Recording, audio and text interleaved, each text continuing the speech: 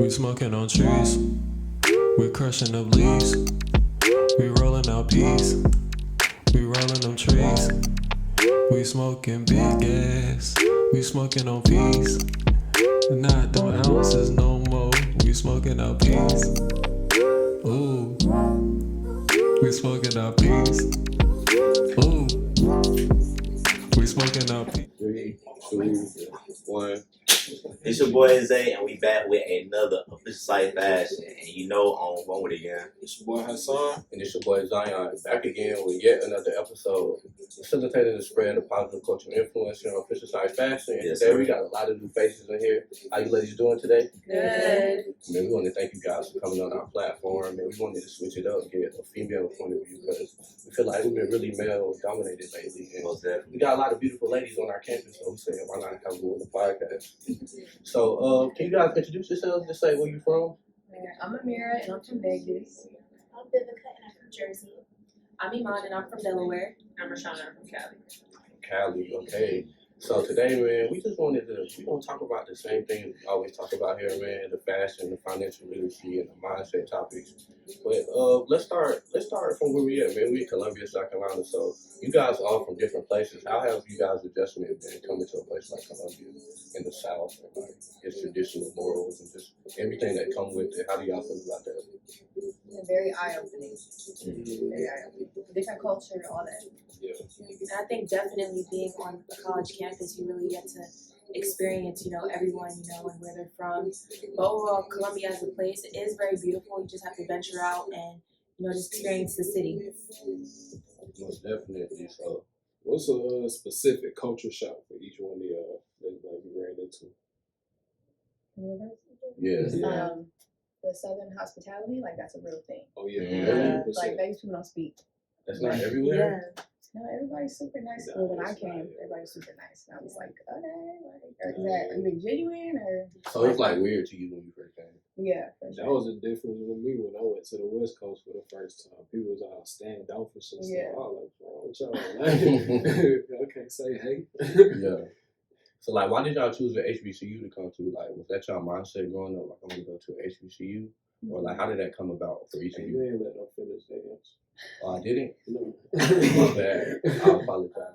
I can say for me personally, I guess because I already have family that lives down in the South, it was definitely like the West Coast. Like that was something, having two friends who are like from the West, like just seeing how they were like music wise, just everything about that nature was definitely a culture shock. But, once getting to know them, it was pretty much, second nature. They put me on game. Mine was that you do have to say yes, ma'am, and like here I said it because like in Santa Cruz, like the brown people say that to brown people, but the white people you don't say yes, ma'am to because they're just not nice. And I guess like here you're like, oh, I'm supposed to call you ma'am. And like the homophobia, like I come from a hippie town, so like very much everybody's everybody, and here it's really straight in Europe. Yeah, So said Bible Belt. yeah. I think for me, really like how slow paced it is.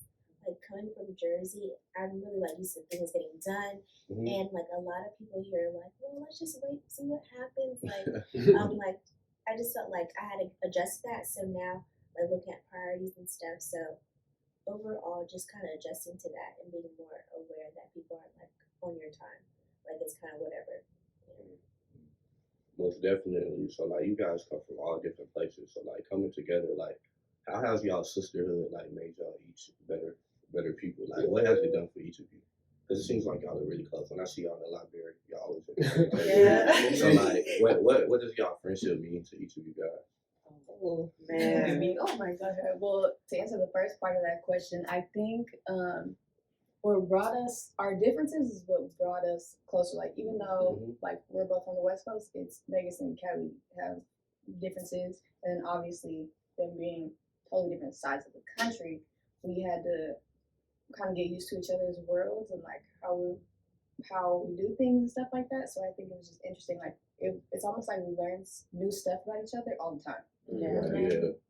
That's what's up.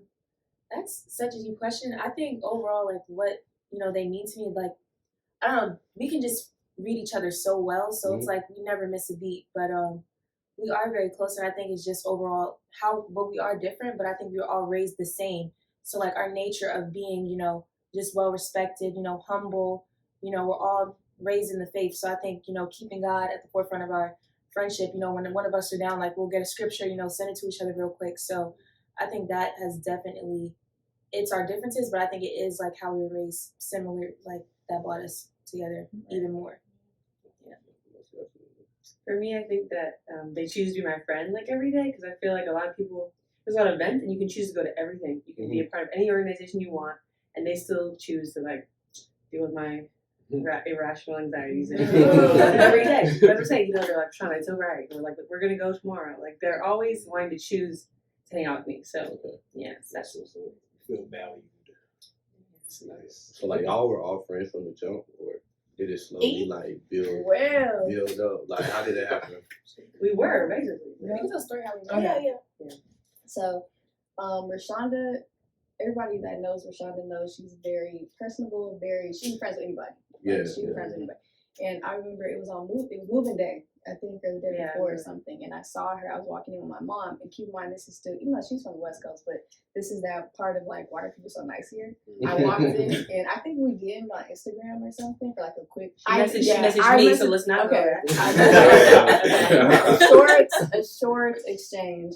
And she was super, when I saw her, she was she was super excited to see me. My mom was like, you know her? I was like, no. But, yes. I said yes.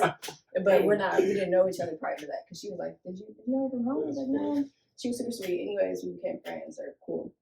Then fast forward. So me and Iman were on the same floor. And Sean and Vivica were on the same floor. And one night I was that's another conversation. I was super homesick because, you know, so far away from home. Yeah. And she had invited me to her room, I think, the day before, but, you know, you're unpacking everything, so you don't have time. Long story short, I went up there really late, and we just had a long conversation and, like, bonded over, like, being so far from home. And, like, that's how we became tight. And I think a couple days after that, we went to her room again, and Vivica was in there. And then, long story short, me and Vivica are very analytical people. So we were trying to read each other for the longest. But I think that's also why we clicked, because we read each other. Long story short, that's how we got tight. Now, Iman, so I saw her take a picture and like post it on her Instagram story, you know, really cute. She was smiling, okay. Yeah. I was like, girl, like our rooms look so similar. Like just well, we didn't even know. Yeah. So I saw like her room literally like looked identical to mine, like sidewise, like everything. So I was like, girl, do you stay on the 8th floor? She was like, yeah, I stay in room so and so. I'm not gonna put the number up. Well, it was in the past, but keep going. Girl. So she was like, yeah, I stay in room so so. I'm like, girl, I'm right next to you. So then we just started like talking about like where we were from, like differences. You know, her being from Vegas, I was like, girl, how is it out there? She was, basically like that. She downplays Vegas just a little bit. You was like, it's calm, like everybody know everybody. From there is different, and I had never met anybody from Delaware. That was another thing too. So basically, that night she basically invited me to hang out. Because I was the last one to join. I was like, what, in 2 days in? Yeah. So all of them had already met, and then Mira, she introduced me to the girls, and I think that night we played Uno. Like we stayed up, like just making videos. Yeah. And that night, I think the first time we met, we stayed up probably till like 2 or 3, just talking about like, you know, how we were like out, like what we were looking forward to, you know, us just being away from home and COVID, you know, just like what we were ready for. That became our thing every night. I think every night we were in somebody's room till like 2 in the morning, just literally just talking. Right? Yeah, we do that all the time. I think that's important. Like, have somebody you can vent to, be vulnerable with. Because a lot of people don't like to be vulnerable, especially like males. Yeah. But that's important for us. And then, like, even now, that's something us 3 do. But, like, freshman year, it was me, Zion, and the 2 other dudes, same thing, up to, like, 4, 5 in the morning, chopping it up, and be getting out of bed late to go to class. But, like, that was therapy for us, you know what I'm saying? So we needed that. Especially at that time, because we were all away from home. Exactly. And it was COVID, so, you know, things weren't normal. Like, we were not confined to our rooms, but in a way we were. So that was our only way to kind of get out and have some type of college experience. Like having those girl talks, like very, very therapeutic. Yeah, like something we look forward to. Like at the end of the day, like, okay, we're finna have a girl talk. Right. So, You get out of class, you be like, all right, I'm about to go chop it. Zoom for us. Right. 2 weeks at a time. Yeah. So like, what's been like the biggest lesson y'all learned as young adults? Because like y'all all are individuals at the same time. Like y'all go through things on your own, and y'all here alone at college. Like I feel like I've grown a lot into adulthood, just being on my own, having to figure things out. So like, what's the biggest lesson y'all learned so far being here? I can say for me personally, I think it's just like it's okay to change as long as you stay true to who you are. Because I tell like this people all the time, like you really don't know who you are until you like are away from your environment of what you're used to. So I mean, the girls know like I was like so much stuff was going on, like I was scared of like changing into something different, like just I don't know, just experiences. But I just think staying true to who you are is really like the foundation of what will set you up in the future. So yeah, overall, just it's okay to change as long as you're going in the right direction. Yeah, I feel like that's like growing into yourself, realizing like I can't be the same person. Life is about like evolution. I feel like. Yes. What about the rest of y'all? What's the biggest thing y'all had to go through? Okay. To piggyback off of Iman, I think it was the growing pains. And I would say that very vaguely because it's a bunch of little things that come with maturing, especially on your own in college. Like there's a lot of things that come with that and nobody prepares you for it. Now, of course, people tell you, when you become a young adult, when you go to college, this, that, and the third, expect that, this is going to change, but nobody prepares you and tells you exactly what you're going to go through, and nobody can tell you how to deal with it. Because you really come into yourself, the adult version of yourself. I think that's another thing, finding the adult version of yourself and how you deal with things. You really learn yourself too. I think that's my biggest thing, like learning myself. Most definitely. So you got that. Oh, go ahead. I'm sorry. No. Because I'm gonna say it's basically like y'all starting over. Yes. Especially like when y'all graduate. Do you think you're gonna do the same thing like this after y'all graduate? You start over. Kind of in a way. I can think because all of us are going to grad school. So yeah, so I think it's overall just we're at HBCU now, but our career paths are all taking us to different places. So in the aspect of really toning in into our desired career paths, I think that's going to be a way of starting over. We're one step closer to like being where we truly want to be. Yes.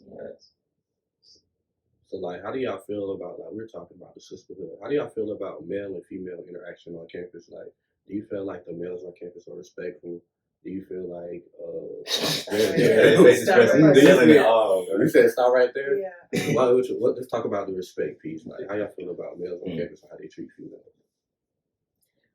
Well, that's what I got a lot to say. One at a time. Remember something like she wanted to say something. Before we say anything, we just want to let y'all know we love our black kings. Right. We love our black kings, Okay. but we just want to speak on our experiences. I want to add this too. It's in every aspect, not just like they trying to holler at you or relationship type stuff. It's like what I'm saying, hold it down for you. You know what I'm saying? Let you skip them in line. Whatever.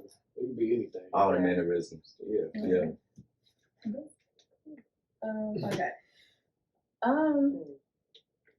This is what I will say.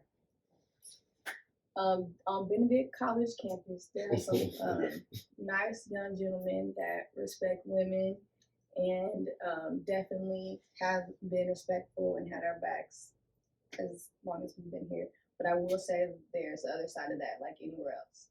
There's a lot of motive sometimes, or just confusion, miscommunication. But like I said, that's anywhere else, and that's platonic or romantic, whatever. But personally, I will say that's a very general question. Like it depends on who you're dealing with, because it depends on what the relationship is. I'm gonna leave it at that. Yeah. So you basically want a man to just tell you straight. I just want to jump on what's their intentions and stuff. Yes, but. Yes, A lot but of a lot of times they don't know. A lot of them don't do that. No. Or they might say one thing and think like mislead you. Yeah. Not that they change their mind, but like they don't really know. Yeah. So what about the rest of y'all? Like being simple, like in the way of like trying to holler. I think guys don't think we're actually friends.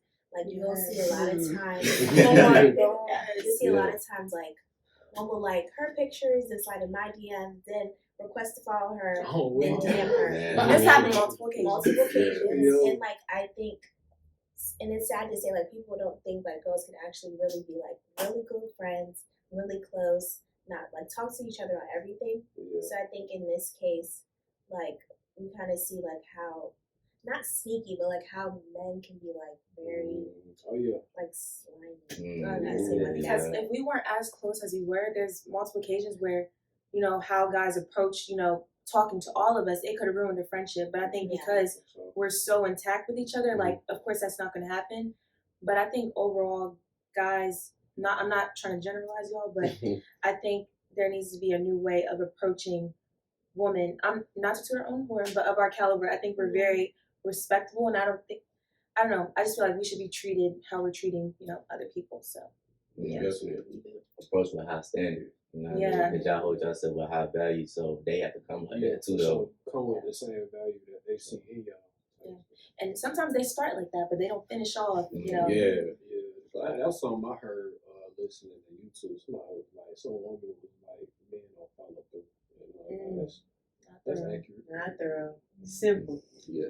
And then some of us are not consistent. Yeah. Yeah. Yeah. So what I that will goes- ask, piggybacking off of that, do you not assuming that you guys have been in that position where you try to talk to multiple friends in a friend group, but is it that y'all just don't care? Is it that if it wasn't the whatever it was, whether you guys talking, relationship, whatever, it wasn't as serious enough to you to feel the need to even be hesitant to try to talk to the friend too?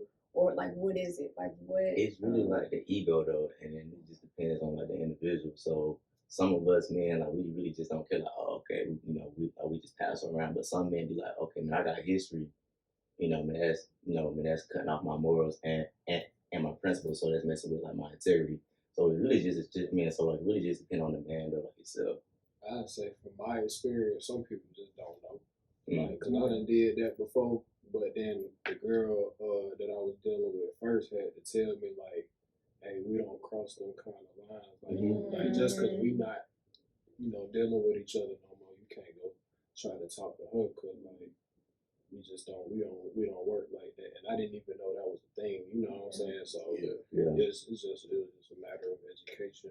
But that's just for me personally. And I think a lot of other men like that now, they choose to like follow those rules and like not cross those boundaries and stuff. That's up to them as individuals. But like for me, once I learned that, then I was like, all right, cool. Like I ain't gonna do that again because I don't want to be disrespectful. Same thing. I just feel like when you self-aware enough, you feel like that's not cool.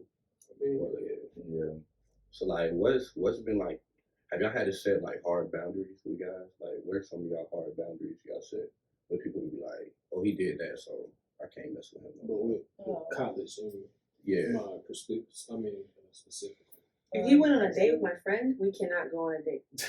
Yeah. that's At least with sounds- these Yeah. four. That makes Okay. sense. And it's Okay. like basic research, he would know. So he shouldn't ask her. Basic research.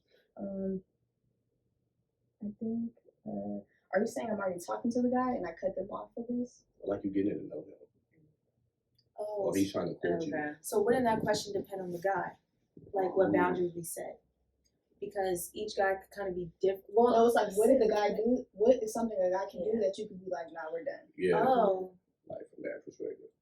Well, And Yeah. that's Let's like- ask you, dude. Let's ask you. You know what? I'm very One and done. yeah, pretty much. one chance. And it's very like I'm very nitpicky just because I feel like you should already know what you're getting yourself into. Like communication is a really big thing for me. Mhm. So like if you're not texting consistently, I don't like that at all. Especially like I'm not all in your business, but just let me know like I'm going to be having a hectic week this week because I'm busy too. So I'm not like expecting you to like be on the phone with me all day. And then two, if you're in my friend's DMs, another one. I don't know. That's the big thing. Just communication. Okay. I feel like I have probably like There's so many. it's not even. I'm very picky, so it takes a lot for me to even consider. Mhm. Like simple things like hygiene is a big thing for me, but that's all Given, that's yeah. true. Yeah. But it takes one time for me to smell you, one time for me to like. I don't really have leeway with that, but I will say, and that's like a big thing for me. But I think too, inconsistency because you don't know what you want, Mhm. Right. and nobody likes somebody that's indecisive when it comes to building a relationship. Because I'm gonna be honest. I care about people too much. When I like you, and I don't have time to be falling too deep in for you to be honest. Where's anything? Yeah, you some people 100%. say indecisiveness, but I ain't trying to be rude. I ain't trying to be biased. So don't you think majority of women are indecisive like themselves too, though? Yeah, but it's 9 times out of 10. Mhm. It's because you maybe not be able to feel secure in building something with you. Yeah, so you basically want the man like to lead and be the alpha and be like, okay, like we going here and I pick you up at this time. Yeah, but also read me and make sure that's what I want. Yeah. You want a man to, all right, so here's my thing. Okay, Just so, read the vibe. Make sure the- I want that type of time too, so that Yeah. way it's no confusion. but like my thing is though, like women, they expect the man like to read them 24/7 though. So my thing is like to They understand. both have the utmost respect for each other, and even if there was an issue, we would never know about it. So I think it's really, they need to work on, when they do their interviews, like really keeping things within their marriage, because they are a public couple, so like they say one thing and it's out there, one picture and things are misconstrued. So I I think, thought they had an open marriage though. but I think Will Smith said that wasn't the case. Yeah, and that's what I mean by crossing lines. Like he probably set that as a boundary. Like I don't know the specifics, but obviously it seemed like he didn't want it to be an open relationship. Like you feel like he didn't have a choice. Yeah, basically, Which means he had no choice. Well, there was an Yeah. interview and he said there was never any infidelity. So he knew. That's what. So he's saying it's no infidelity in his mind, but in her mind, it's no infidelity because she obviously was with August Alsina. You know what I'm saying? So she crossed the line that was disrespectful to him, and he's still in that relationship. Why?